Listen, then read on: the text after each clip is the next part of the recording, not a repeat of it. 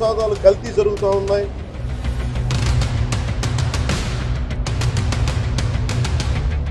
అందరికీ నమస్తే. తిరుపతిలో జరిగినటువంటి కల్తీ నెయ్యి ఏదైతే లడ్డూ ప్రసాదం విషయంలో ఉందో, తిరుపతికి సంబంధించినటువంటి చాలా ముఖ్యమైనటువంటి భాగం ఏంటంటే ఆ ప్రసాదం. సో ప్రసాదానికి సంబంధించి చాలా కీలకమైన అంశాలు గతంలో చోటు చేసుకున్నాయి. దీనికి సంబంధించి పవన్ కళ్యాణ్ గారు కూడా చాలాసార్లు ఆ విషయంలో ప్రస్తావించడం జరిగింది. అప్పుడు పవన్ కళ్యాణ్ గారి గురించి కానీ, లేదా ఏదైతే కూటమి ప్రభుత్వంలో ఉన్నటువంటి చంద్రబాబు నాయుడు గారి గురించి కానీ సో రకరకాల విమర్శలు అయితే వెలువెత్తాయి. ఎలాంటి విమర్శలు అని అంటే, ఇదంతా ఏదో రాజకీయ కోణంలోనే చూస్తున్నారు తప్ప వీళ్ళు దేవుడిని అయితే అలా చూడట్లేదు. సో దేవుడి విషయంలో ఎవరైనా తప్పిదం చేస్తారా అనే అంశాన్ని కూడా చాలామంది ప్రస్తావించారు. సో కొంతమంది అయితే కోర్టులు కూడా ఆశ్రయించిన పరిస్థితి మనందరికీ తెలిసింది. సో పవన్ కళ్యాణ్ గారు మాట్లాడుతున్నప్పుడు ప్రకాష్ రాజ్ గారు కూడా సనాతన బోర్డు దానికి సంబంధించి పవన్ కళ్యాణ్ గారు చెప్పే విషయంలోన ప్రకాష్ రాజ్ గారు కూడా దీన్ని విమర్శించడం జరిగిందనమాట. సో మరి అది స్టాలిన్ గారికి సంబంధించి విమర్శలు ఆయన్ని మద్దతుగా తీసుకుని విమర్శలు చేశారా, లేదా బీజేపీ పార్టీకి ఎప్పుడు ప్రకాష్ రాజ్ గారు వ్యతిరేకం కాబట్టి పవన్ కళ్యాణ్ గారు బీజేపీ కూటమిలో ఉండడంతో, ఎన్డీఏ కూటమిలో ఉండడంతో అలాంటి అంశాలు మాట్లాడారా అనే అంశాన్ని పక్కన పెడితే, పర్టికులర్గా ఈ టీటీడీకి సంబంధించినటువంటి ఏదైతే లడ్డూ కల్తీ జరిగిందనే అంశం ఉందో, ఈ అంశం మీద మాత్రం చాలా ఘాటుగా ప్రకాష్ రాజ్ గారు రియాక్ట్ అయిన అంశం అయితే మనందరికీ తెలిసింది. రైట్, ఫైనల్లీ ఎట్టకేళ్ళకైతే కల్తీ జరిగింది అనే విషయం అయితే బయటకు వచ్చింది.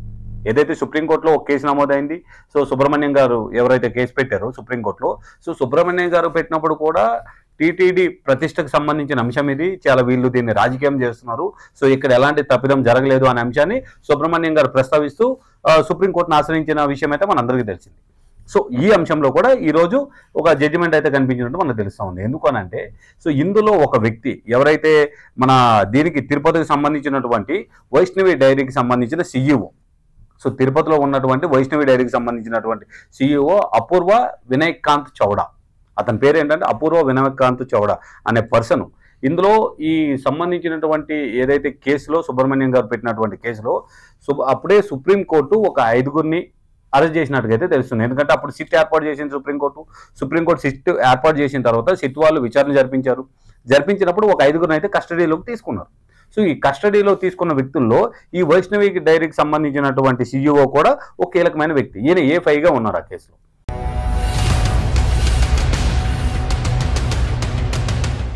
ప్రసాదాలు కల్తీ జరుగుతూ ఉన్నాయి.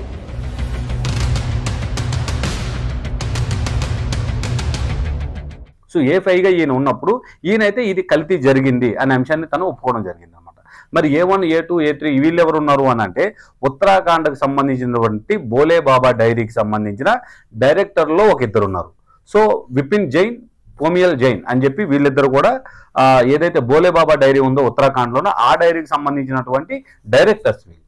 సో డైరీ ఎస్టాబ్లిష్ చేసినప్పుడు ఎవరైతే కంపెనీ రిజిస్ట్రేషన్ ఉంటుందో దానికి సంబంధించినటువంటి డైరెక్టర్లో వీళ్ళిద్దరు ఉన్నారన్నమాట, విపిన్ జైన్ అండ్ కోమిల్ జైన్ అనే ఇద్దరు వ్యక్తులు. సో ఆ తర్వాత తిరుపతికి సంబంధించినటువంటి వైష్ణవి డైరీకి CEO అయినటువంటి ఈయన అపూర్వ చౌడా గారు కూడా ఈయన కూడా ఒక ముద్దాయిగా ఉన్నారు. తర్వాత తమిళనాడుకు సంబంధించినటువంటి AR డైరీ, ఆ డైరీకి సంబంధించిన డైరెక్టర్ రాజు కూడా దీంట్లో ముద్దాయిగా ఉన్నారు.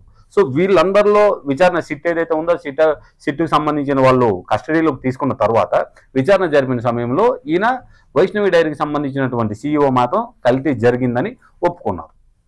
సరే, మరి ఆయన ఒప్పుకోవడం గల రీజన్ ఏంటి, లేదా ఆయనే చేశారా అనే అంశాన్ని మనం ప్రస్తావిస్తున్న సమయంలో ఆయన ఏంటంటే ఒక కెమికల్ ఇంజనీర్గా తన ప్రొఫైల్ ఉందన్నమాట. సో కెమికల్ ఇంజనీర్గా ఉన్నప్పుడు మేము కల్తీ చేయడానికి అవకాశం ఉంది అని చెప్పి సిట్ అధికారులు కూడా సుప్రీంకోర్టుకి విన్నవించుకున్నట్టు తెలుస్తూ ఉంది. మరి అప్పట్లో ఎవరైతే ఈ ప్రకాష్ రాజ్ గారు కానీ, లేదా ఇప్పుడు ఎవరైతే సుబ్రహ్మణ్యం గారు కేసు పెట్టారో వీళ్ళు కానీ, వీళ్ళందరూ రకరకాలుగా విమర్శలు అయితే గుప్పించారు. ఇటు చంద్రబాబు నాయుడు గారి మీద, అటు పవన్ కళ్యాణ్ గారి మీద. పవన్ కళ్యాణ్ గారు సనాతన బోర్డు పెట్టాలి, సనాతన సంబంధించినటువంటి ఏదైతే హిందూ దేవాలయాలకు సంబంధించినటువంటి పరిరక్షణ సమితిని ఒకటి ఏర్పాటు చేయాలి అనే అంశాన్ని పవన్ కళ్యాణ్ గారు ప్రస్తావించినప్పుడు, ఇలాంటి కల్తీలు జరుగుతున్నాయి, ఇలాంటి తప్పిదాలు జరుగుతున్నాయనే అంశాన్ని తను ప్రస్తావించినప్పుడు ప్రకాష్ రాజ్ గారు అయితే చాలా ఘాటుగా వాటిని వక్రీకరించినట్టయితే మనకు అందరికీ తెలుసు. సో ఇలాంటి సందర్భంలో అసలు ఇది ఎప్పుడు జరిగింది, దీనికి టెండర్ ఎవరు ఇచ్చారు, ఏం జరిగింది అని అంటే, ఇది 100% వైసీపీ హయాంలోనే జరిగింది. సుబ్బారెడ్డి గారు టీటీడీ చైర్మన్గా ఉన్న టైంలో, ఎవరైతే వైవి సుబ్బారెడ్డి గారు ఉన్నారో ఆయన టీటీడీ చైర్మన్గా ఉన్న టైంలో ఈఓగా ధర్మారెడ్డి గారు ఉన్నారు. సో వీళ్ళున్న టైంలో, ఆ తర్వాత దానికంటే ముందు కరుణాకర్ రెడ్డి గారు ఉన్న ధర్మారెడ్డి గారు, ఈఓగా ధర్మారెడ్డి గారు, కరుణాకర్ రెడ్డి గారు టీటీడీ చైర్మన్గా ఉన్న టైంలో ఇదైతే ఈ టెండర్ ఇవ్వడం జరిగింది. సో ఈ టెండర్ ఇచ్చినప్పుడు కూడా తక్కువ రేటుకు దొరుకుతుందనే ఒక కోణంలో చూసారే తప్ప దీంట్లో తక్కువ రేటుకి ఎలా దొరుకుతుంది, అసలు ఇంత క్వాలిటీ లేని అంత తక్కువ రేటుకి ఇవ్వగలరా లేదా అనే అంశాన్ని టీటీడీకి సంబంధించినటువంటి పాలక మండలి కానీ, ఇటు ఈఓ కానీ, అటు చైర్మన్ కానీ ఎవరూ ఆలోచించిన పరిస్థితి అయితే లేదు. సో సరే వచ్చిన తర్వాత సరే వాళ్ళైతే ఆ టెండర్ తీసుకున్నారు. సో డెలివరీ చేయడం మొదలుపెట్టారు. ఏదైతే నెయ్యి ఉందో నెయ్యిని తీసుకురావడం మొదలుపెట్టారు. సో అప్పుడు కూడా టీటీడీ పాలక మండలిలో అది మొత్తం చెక్ చేయడానికి, సో అది కరెక్ట్ ఉందా లేదా అని చూసుకోవడానికి ఎవరైతే ఒక టీం ఉంటుందో మరి ఆ టీం నిద్రపోతుందా లేకపోతే ఇంకేమైనా చేసిందనే అంశం అయితే బయటకు రావట్లేదు. ఎందుకు అనంటే వాళ్ళైనా చెక్ చేసినప్పుడు క్వాలిటీ చెక్ జరుగుతున్నప్పుడు ఖచ్చితంగా నెయ్యి 100% ప్యూర్ ఉంది లేదా దీంట్లో కల్తీ జరిగిందనే అంశం అయితే ఉంటుంది. ఎందుకంటే గతంలో పవన్ కళ్యాణ్ గారు మాట్లాడుతూ ఈ విషయం మీద దీంట్లో ఏదైతే మన బీఫ్కి సంబంధించినటువంటి కొవ్వు, ఇటు పందికి సంబంధించినటువంటి కొవ్వు, అదే చేపలకు సంబంధించినటువంటి ఆయిల్ ఇలాంటి వాడారని చెప్పి పవన్ కళ్యాణ్ గారు మాట్లాడారు. అలాంటి వాడి కల్తీ చేశారు అని చెప్పి. సో మరి ఇప్పుడు వీళ్ళు కల్తీ ఎలా చేశారు, ఏం చేశారు అనే దాంట్లో ఎవరైతే ఈ అపూర్వ వినయకాంత్ చౌడా అనేటతను చెప్పిన అంశం ఏదైతే ఉందో దీనికి సంబంధించి మళ్ళీ తిరుపతి పోలీసులు కోర్టును ఆశ్రయించారు. మళ్ళీ కస్టడీకి ఇవ్వండి. సో వీళ్ళు కెమికల్ ఇంజనీర్ కాబట్టి ఇతను ఏమేమి వాడి అసలు ఇది ఎట్లా తయారు చేశాడు, ఏ కెమికల్ ఎంత పర్సంటేజ్ వాడారు ఏంటి అనే అంశం గురించి మేము మళ్ళీ విచారణ జరిపించాలని చెప్పి వీళ్ళు మళ్ళీ కోర్టును అయితే ఆశ్రయించడం జరిగింది. సో ఖచ్చితంగా ఇప్పుడు 100% ప్రూవ్ అయిన అంశం ఏంటి అని అంటే కల్తీ జరగలేదని చెప్పి అప్పుడు వైసీపీకి సంబంధించినటువంటి మోకలు కానీ, లేదా వైసీపీకి మద్దతుదారులుగా ఉన్నటువంటి వాళ్ళు కానీ, లేదా ఎగ్జాంపుల్గా ప్రకాష్ రాజు గారు లాంటి వాళ్ళు కానీ, సో వీళ్ళందరూ అప్పుడు నోర్లు ఎత్తుకొని ఇంతగా అరిచారు కదా, మరి ఇప్పుడు ఎక్కడ పోతారు అనే అంశం అయితే మనం చూడాలి.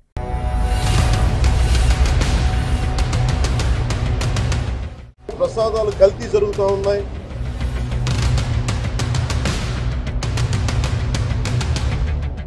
ఎందుకనంటే ఇదంతా సుప్రీంకోర్టు ఏర్పాటు చేసినటువంటి సిట్లో వాళ్ళు వివరించిన వివరాలు ఇవన్నీ.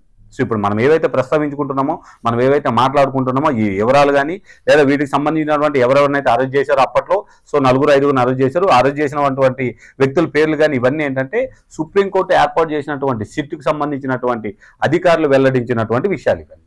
సో మరి ఇప్పుడు అప్పుడైతే ధ్వజమెత్తినటువంటి ఈ నాయకులు, ఈ సానుభూతి వర్గాలు, లేదా ఈ సింపతి గెయిన్ చేసుకున్నటువంటి రాజకీయ నాయకులు వీళ్ళందరూ మరి ఇప్పుడు ఏం మాట్లాడబోతారో మనమైతే వేచి చూడాల్సిన అంశం అయితే ఎంతైనా కనిపిస్తూ ఉంది. కానీ ఖచ్చితంగా తిరుమల తిరుపతికి సంబంధించినటువంటి ప్రసాదంలో కల్తీ జరిగిందనేది వాస్తవం. Thank you.